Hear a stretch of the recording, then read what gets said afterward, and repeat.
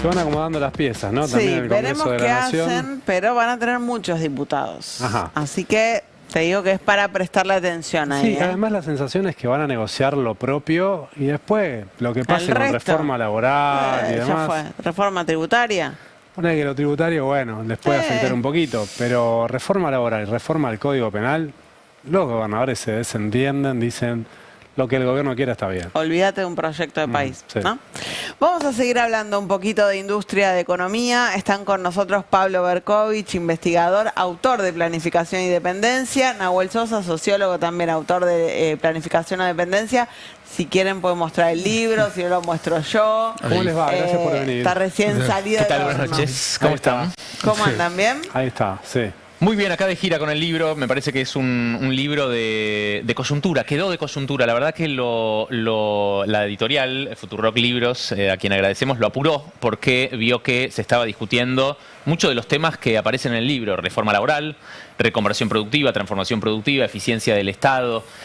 ¿Cuál sería el plan de la oposición? Es decir, ¿cuál sería la ley bases de la oposición? ¿Cuál sería la reforma constitucional, la reforma laboral? Digo, nosotros queremos salir, con Nahuel lo decimos en letras bien grandes ahí, salir del frenar a, proponer algo, no decir no quiero lo que está proponiendo el gobierno, sino decir no quiero eso, quiero esta otra cosa, proponer algo. Bueno, el libro es poner a la mesa, a una mesa donde nos sentemos todos y pensemos justamente qué plan queremos, ¿no?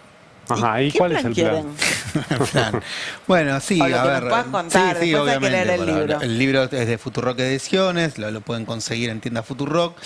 A ver, el libro primero tiene esta apuesta de. Nosotros veíamos que de que ganó Milei, la mayoría de las producciones se centraban en analizar si a las extremas derechas, si era fascismo, no era fascismo, si eran nuevas derechas, no eran nuevas derechas. Cosa que en un punto está muy bien porque es necesario, nadie puede transformar aquello que no comprende. Pero en un punto, si uno se sobregira, corríamos el riesgo de volvernos derechólogos las 24 horas y no reponer un poco cuáles eran las demandas nuevas que tenían que recoger los proyectos populares, ¿no? O sea, una autocrítica tiene sentido cuando después de esa autocrítica se construye un horizonte, una síntesis, ¿no? Y la palabra planificación, que suena muy técnica, ¿no? A veces, solo dijimos, bueno, hay que recuperarla desde el punto de vista político y a partir de la historia de nuestro país. En nuestro país, en situaciones críticas, el pueblo ha salido planificando, desde los planes quinquenales de Perón hasta los planes de los movimientos sociales en pleno 2001, hasta los planes de ciencia, ¿no? Entonces ahí hay primero hay que decir, hay una historia, ¿no? Esta idea que siempre se nos coloca a discutir el presente continuo, el todo ya, y perder de vista el largo plazo, cuando el capital siempre planifica, ¿no? Incluso Milei logra esa narrativa, te habla de autores de hace 100 años y te dice que vas a hacer Irlanda en 20, ¿no? Hay un espacio-tiempo. Entonces el libro trata de recoger esa historia y a partir de ahí plantear una hoja de ruta, ¿no? No es un plan técnico, planteas una hoja de ruta. Por ejemplo, a ver, plantea con respecto a la cuestión de la democracia. Para nosotros es un momento donde es necesario que un nuevo proyecto popular plantee una reforma constitucional en la cual haya nuevos mecanismos de participación ciudadana. Nosotros acá le ponemos consejos locales federales con presupuestos participativos, que las políticas centrales públicas se puedan discutir con presupuestos, porque hoy lo que existe son leyes que no mandan los presupuestos. Claro. Que se pueda, por ejemplo, moderar o curar, que es lo que plantea la OEA, las redes sociales, lo que hoy se llama inteligencia artificial, o sea, tener que haber una nueva constitución que dé cuenta de eso, que se pueda hacer una reforma tributaria, ley de entidades financieras, pero sobre todo, desde el punto de vista más sociológico, politólogo, de la ciencia política, salir de defender solamente la democracia representativa frente al avance de la extrema derecha y que esto sea una oportunidad para defender y profundizarla.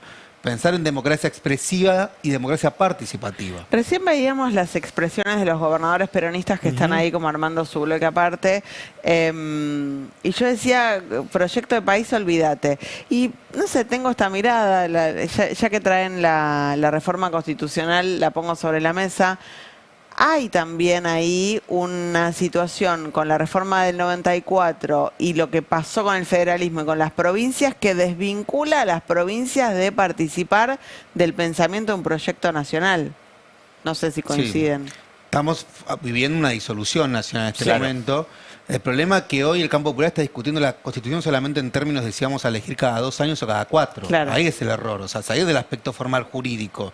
A mí no me interesa si vamos a discutir cada 2 o cada 4. Lo que se interesa es qué contenido nuevo le vas a poner. Claro. Efectivamente, centralizar tiene que ser parte de políticas públicas que dirija el Estado.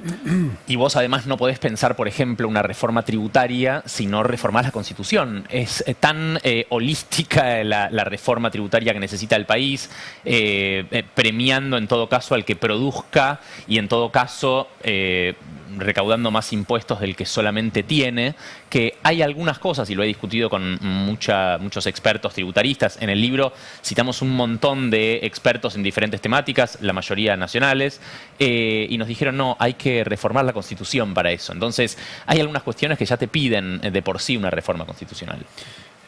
¿Cuál es la ley bases que tiene que proponer el campo nacional y popular, el peronismo, como quieran llamarle? Mirá, nosotros tenemos que discutir todo, nosotros no tenemos que tener miedo a las malas palabras. Una reforma laboral, yo la quiero, yo la verdad que quiero una reforma laboral. Yo quiero una reforma laboral primero para representar a todos los trabajadores. Estamos hablando ahora de una reforma laboral para un lado o para el otro que va a recaer en 6 millones de trabajadores formales del sector privado, cuando después en la desconexión que existe del Estado, y no te digo de este gobierno nada más, del Estado. Acuérdate lo que pasó, acuérdense lo que pasó con el IFE en su momento, que el gobierno de ese momento, Alberto Fernández, había dicho, esto lo van a cobrar 2 o 3 millones de personas. Los movimientos sociales al instante dijeron, esto lo van a cobrar 8 o 9 millones de personas. ¿Cuánto lo terminaron cobrando? 8.9 millones de personas.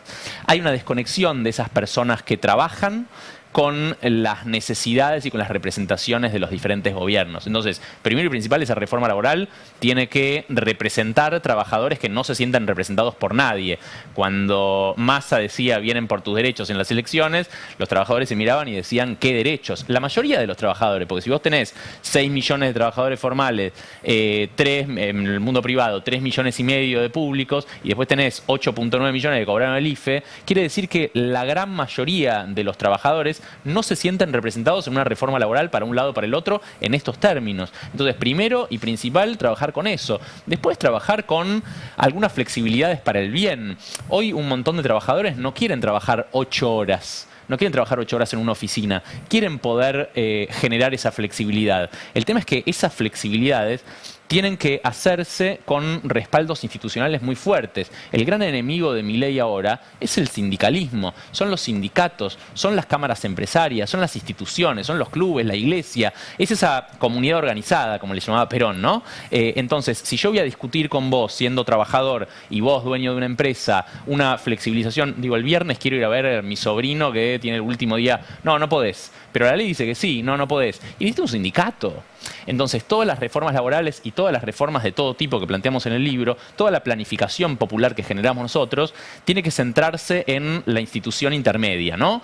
En preguntarle a las cámaras empresariales qué quieren para los diferentes sectores y trabajarlas. Preguntarle a los trabajadores y generar una reforma laboral que tenga que ver con esa representación laboral. Esa intermediación es muy necesaria, no entender que el Estado es únicamente la única herramienta, ¿no? Esta cosa del vamos a volver. Yo, me conocen, trabajo con las pymes y trabajo hace 20 años, trabajé en el mundo público, fui subsecretario PYME, pero ahora también tengo una consultora que se llama Marca PYME y voy a más fábricas ahora que por ahí en el Estado. O sea, hay un trabajo de la política que tiene que ser constante y cotidiano y muy conectado con esos actores sociales reales.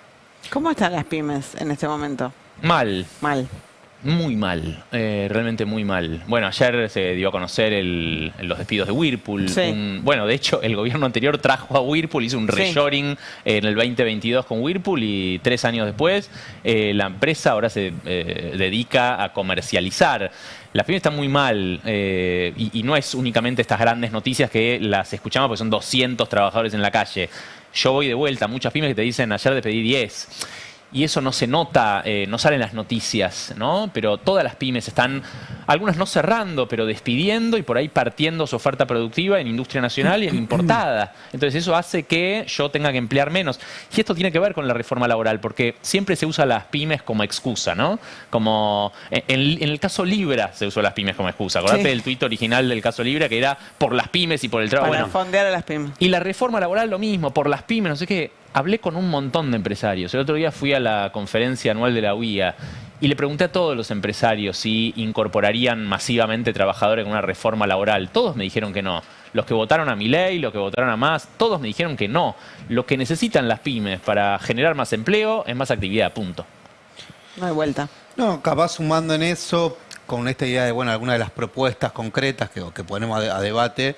Por ejemplo, en materia de reforma laboral, nosotros decimos, bueno, hay 3 economías que en nuestro país en los últimos 10 años fueron protagonistas: la economía del cuidado, la economía de plataformas y la economía popular. Por ejemplo, darle créditos a las unidades productivas de la economía popular. La economía popular, en su momento, en el gobierno del Frente de Todos, se inscribieron más de 5 millones de personas. Y eso incluso no hay un consenso dentro de todo el peronismo, panperonismo, de qué hacer con la economía popular. Desde otro punto de vista, hay que armar nuevos marcos institucionales, reconocerlo, a armar un sistema de créditos para que esas unidades productivas en las barriadas populares puedan no solo tener asistencia, sino que puedan producir bienes y servicios. Por ejemplo, otro tema que nos metemos con esto de las malas palabras: eficiencia y Estado, ¿no? Bueno, eso es una oportunidad de ir a confrontar muy abiertamente con la narrativa actual de Milei. Entonces, ellos te dicen, bueno, el Estado es ineficiente y se resuelve echando laburantes porque el problema es el tamaño. Y eso es mentira. Vos podés tener un Estado chico y puede ser igual de ineficiente. De hecho, muchas veces en los gobiernos neoliberales tienen estados más chicos y son igual de ineficientes o más que los estados más grandes. El problema en nuestro país no es la eficiencia en términos de cantidad de laburantes, son las capacidades estatales. Las capacidades estatales, que bueno, tengas 3 ministerios haciendo lo mismo y coordinan entre sí. No es un problema de personas. Bueno, entonces eso requiere dar una discusión y decir, bueno, ¿qué significan capacidades estatales en función de los sectores estratégicos? Es un poco también una invitación a cambiarnos el chip. Nosotros vemos que hay como un ánimo muy derrotista y una cuestión es asumir una derrota, otra cosa es ser derrotista, ¿no? Lo primero es una necesidad para revertirla, lo segundo es una práctica masoquista y parte también del salir del derrotismo es decir, bueno, volvamos a discutir la agenda. ¿Y un Estado eficiente cómo? ¿Haciendo qué? ¿Cómo lo eficientizás? Mirá, por ejemplo, en el segundo plan quinquenal, Perón pide que le manden cartas con ideas. Y recibe 20.000 cartas. 20.000 cartas que generaban desde planes nucleares hasta poneme cinturón de seguridad en el avión porque no hay, hasta un plan de urbanización en un pueblo, en un barrio. Y recibe esas 20.000 cartas y se contestan esas 20.000 cartas. Ahora, la eficiencia del Estado con el uso de la tecnología, podríamos recibir millones de cartas, catalogarlas con inteligencia artificial y empezar a responder justamente a esas necesidades concretas. Nosotros entendemos que hay que generar más eficiencia del Estado para generar más representación y punto, para solucionar problemas, porque, de vuelta, la política está perdiendo el eje en términos del objetivo fundamental, del objetivo principal. En los que hacemos política para generar más felicidad, más bienestar, ¿no? Como yo hago industrialismo porque la industria paga mejores salarios, punto. O sea, no es que me gusta la industria, es así. Entonces, tenemos que entender que si no somos industrialistas, si no somos ambientalistas en términos de ambientalismo popular, si no generamos un Estado eficiente, el que más va a sufrir va a ser la persona que más necesita el Estado.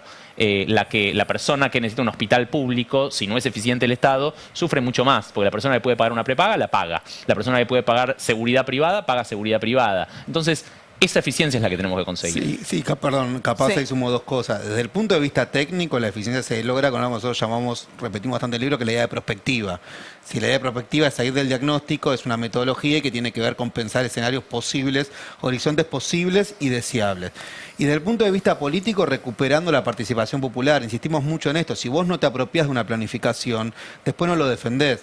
En la ciudad de Buenos Aires, los barrios populares que se urbanizaron con el protagonismo de las organizaciones, en los barrios fueron más eficientes en la urbanización que los barrios que no contó con eso y que solo era un conjunto de cuadros técnicos con buenas voluntad. Entonces, recuperar también esta idea del saber técnico con el saber popular articulado en una dirección, eso también es eficiencia. ¿Quiénes les gustaría que lea el libro? ¿Quiénes deberían leer este libro?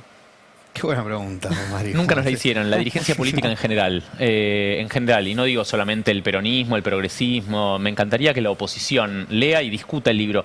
A nosotros le está haciendo re bien el libro en términos de ventas, pero lo que más nos divierte a nosotros y nos gusta es que ya lo presentamos como 5 veces y se llena de gente que levanta la mano y quiere participar. Y eso es algo que no venía pasando. Y está bueno que pase porque justamente una democracia tiene que dejar de ser solamente representativa productiva para pasar a ser participativa y expresiva, y así se consigue eso. Haciendo presentaciones con cámaras empresarias, con empresarios, haciendo presentaciones con empleados del Estado, haciendo presentaciones con diferentes actores sociales. ¿Nau? ¿Compartís? Sí, se lo me quedé pensando ahí. ¿Y quién te gustaría que lo lea? Porque ella quiere nombres propios, ¿no? Como decir. ¿A quién se lo hacemos llegar? No, bueno, a ver, nos gustaría, a ver, me gustaría que lo lea Cristina, que lo lea Grabois, que lo digo pensando también Citamos en a todos ellos, más jóvenes. Me gusta que lo lean los pibes más jóvenes. No creo que hay algo también de la participación política, y también pensando en otras aristas. Creo que es, bueno, la academia capaz que es más fácil que lo lea porque está más acostumbrada a este tipo de cosas. Kicillof, ¿no? Una de las presentaciones que hicimos fue con Augusto Costa, de hecho. Augusto Costa presentó el libro. Axel tiene planes quinquenales en todos los ministerios de la provincia de Buenos Aires. Eso me lo dijo en la cara. Como yo le hablé de que estaba escribiendo un libro de planificación de dependencia en una charla, y me dijo, yo tengo planes quinquenales en todos los ministerios. Y me dijo eso justamente porque, bueno, hay una historia de planificación en la Argentina que citamos en el libro. Hay personas que planificaron, gobiernos que planificaron, otros que planificaron que por ahí no fueron planes tan nacionales, fueron planes importados como los de Sarmiento, como los de Roca, pero fueron planes al fin. Y después hubo planes que en realidad fueron escritos por otros para que nosotros no planifiquemos, como el Plan Cóndor, como el Plan de Convertibilidad, como la ley la ley de reconversión financiera de la dictadura. Digo, hay países que claramente planifican para que nosotros no planifiquemos. Y es lo que está pasando ahora. Digo, ¿por qué a la industria le está yendo mal? Seamos claros, ¿no? Le está yendo mal porque Trump dice que a la Argentina le tiene que ir mal en esos términos. Milei se quiere congraciar con Trump. Nosotros competimos. Eso también para el libro es un mimo al orgullo nacional, ¿no? Como nosotros competimos con Estados Unidos en muchos sectores productivos. Pharma, nosotros tenemos realmente una buena posición en términos de productividad y en otros campos también, ¿no? ¿Sabés quién me gustaría que los lea? Con esto voy a provocar un poco, y siendo que Pablo y yo también hemos formado parte de la gestión pública en el Frente de Todos, me gustaría que lo lean especialmente los economistas y profesionales de nuestro espacio, de Unión por la Patria, del espacio, que viven obsesionados con la macro y que viven obsesionados con los planes técnicos. Y uno de los grandes problemas que tuvo el Frente de Todos es que tuvo planes que fueron muy sólidos, no digo nombres propios porque bueno, hay capaz que fueron muy sólidos desde el punto de vista técnico, pero por no tener esta articulación, por no pensar la planificación como una herramienta política, quedaron perdidos en los laberintos de los ministerios.